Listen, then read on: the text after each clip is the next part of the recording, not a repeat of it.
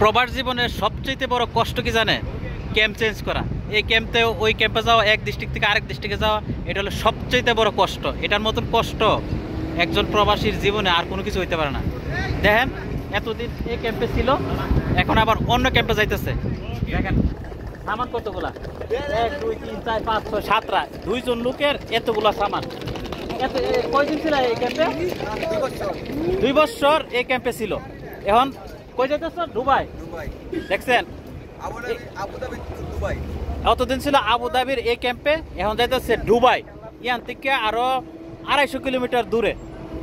এখানে যে ছিল দিন, এটার মায়াটা কেমন লাগতেছে? এটা মায়া তো বলে প্রকাশ করা যাবে না, বললে প্রকাশ করা যেত না। এতদিন এখানে ছিল, কারণ এক জায়গায় থাকতে থাকতে একটা কিন্তু মায়া তৈরি হয়ে যায়। যখন এক জায়গা থেকে মায়া তৈরি হয়ে অন্য জায়গায় যাইতে হলে এই ভিতরে কিন্তু অনেকটা কষ্ট লাগে, খারাপ লাগে। ঠিক বলছি না? সত্যি বলছি না? অনেকটা খারাপ লাগতেছে।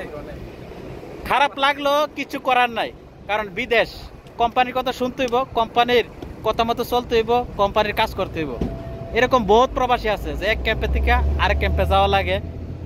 যারা যারা এরকম মাইনকা চিপার মধ্যে আছেন যে 6 মাস এক জায়গায়, 1 বছর পরে আরেক জায়গায়, এরকম আসেননি কোনো প্রবাসী? যদি থাইকা দেখেন, আমার ভিডিও নিচে একটা কমেন্টস করেন।